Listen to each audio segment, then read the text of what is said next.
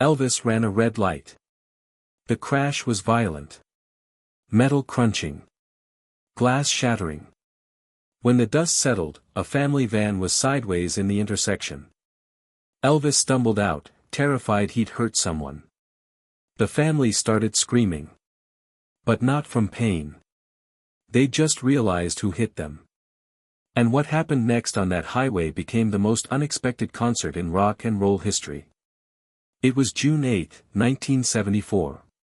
Elvis was driving alone from Nashville back to Memphis. It was 11 p.m. He was exhausted from a 12-hour recording session. Elvis rarely drove himself anymore. But tonight, he'd wanted to be alone.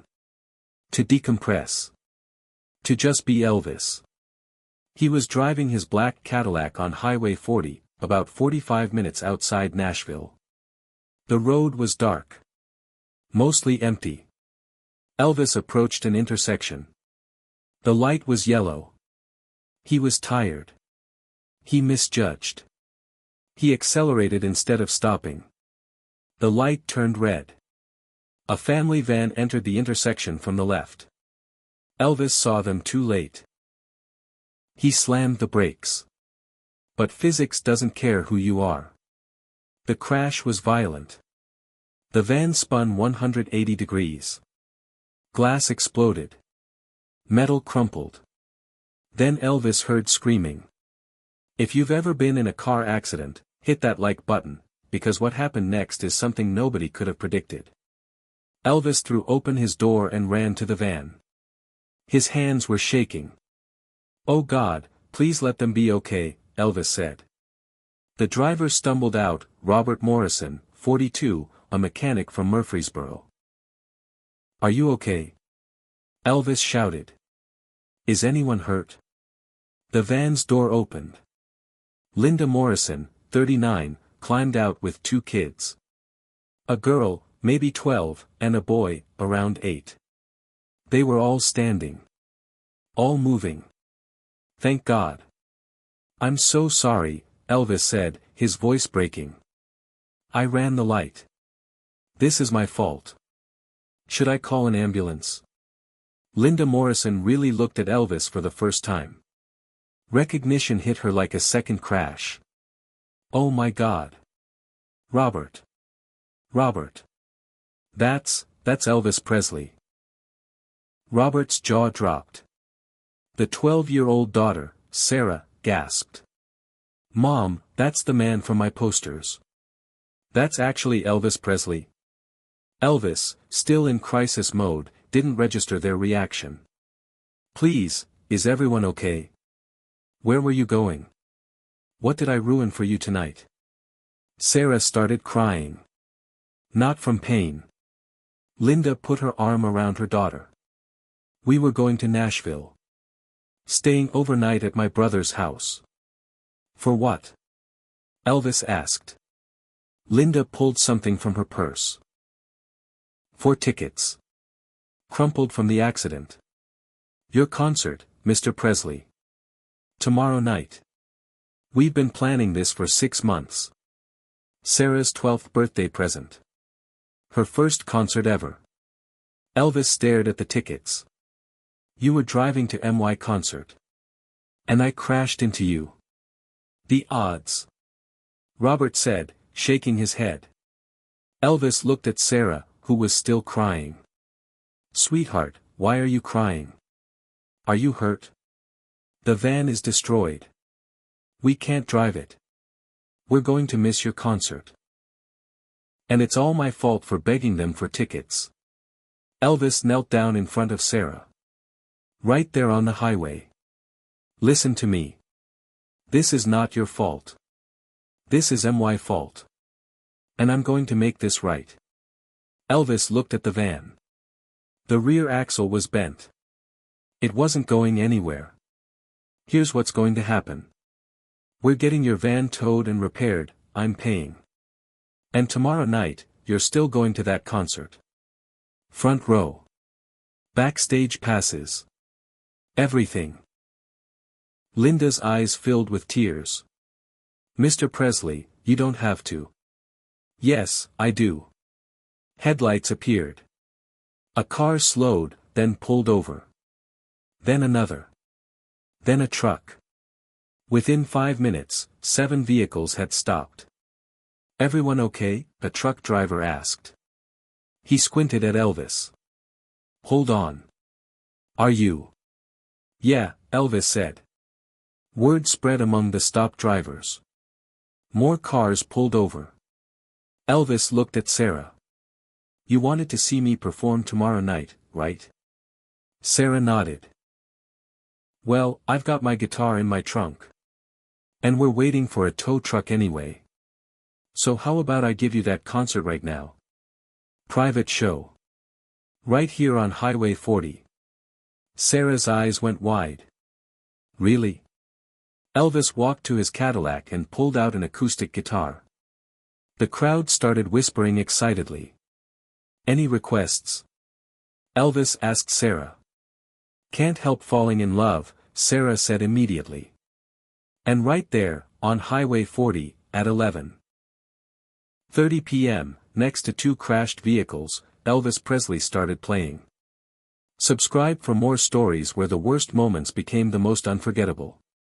The crowd went silent. Elvis's voice carried across the dark highway, soft and intimate. By the chorus, more cars had stopped. People were getting out. Standing in the road. Holding up flashlights. The crowd kept growing. What had started as 7 stopped cars was now 50. Traffic on Highway 40 was backing up. A police car pulled up. Officer Jim Hayes got out, ready to clear the accident. Then he saw Elvis performing. Hayes grabbed his radio. "Dispatch, this is Unit 12. Elvis Presley is performing a concert in the middle of the road. And there's about 100 people watching." Silence. Then, "Say again." Within 20 minutes, 3 more police cars arrived. Not to shut it down, but to manage traffic. Elvis played for over an hour. Songs requested by people in the crowd. Elvis sitting on his Cadillac hood, guitar in lap, singing to maybe 200 people now. The tow truck driver arrived, saw the scene, and started recording instead of hooking up the van. Robert Morrison leaned to his wife. "Is this really happening? I think Elvis Presley just crashed into us and is now giving us a private concert." At one point, Elvis looked at Sarah and said, "This next one's for the birthday girl. Happy 12th, Sarah." He played "Happy Birthday" mixed with "All Shook Up."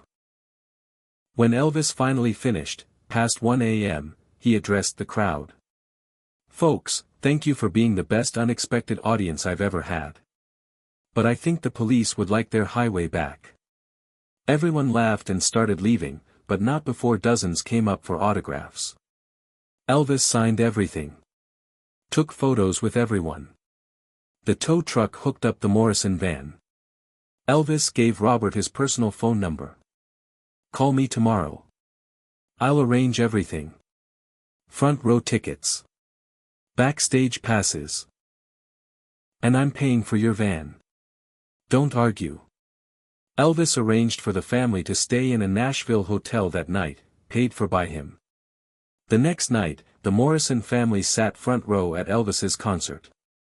They had backstage passes.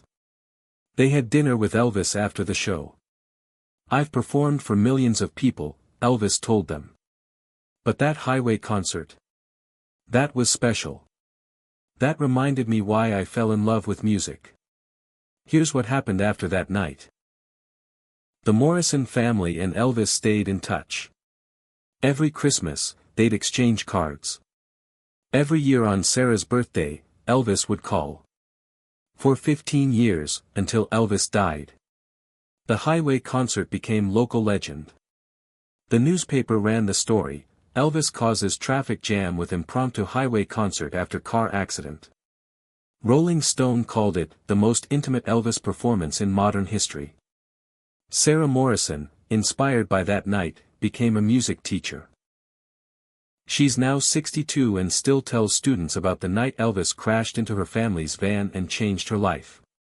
He could have just paid for the van and left. But instead, he gave us something priceless. A memory we'd carry forever. In 2014, Tennessee erected a marker on Highway 40 at the spot. On this spot, June 8, 1974, Elvis Presley performed an impromptu concert after a traffic accident. Music can happen anywhere. Share this story with someone who needs to remember that the best moments often come from the worst situations. Elvis ran a red light. He crashed into a family. He ruined their plans. But instead of letting that be the end, he turned it into something beautiful. 200 people stood on a highway at midnight watching Elvis perform. Not because it was scheduled. But because sometimes the universe creates moments nobody planned. The odds of crashing into someone driving to your concert are astronomical. But that's what happened. And instead of tragedy, it became magic. Elvis gave 200 strangers a memory. He gave a 12-year-old girl inspiration to pursue music. He reminded everyone that fame doesn't matter as much as how you treat people when things go wrong. Rest in peace, Elvis. Thank you for running that red light. Thank you for pulling out that guitar. Thank you for turning a car accident into a concert we're still talking about 50 years later. That's not just making the best of a bad situation. That's turning disaster into magic. And that's what legends do. Claude can make mistakes. Please double-check responses.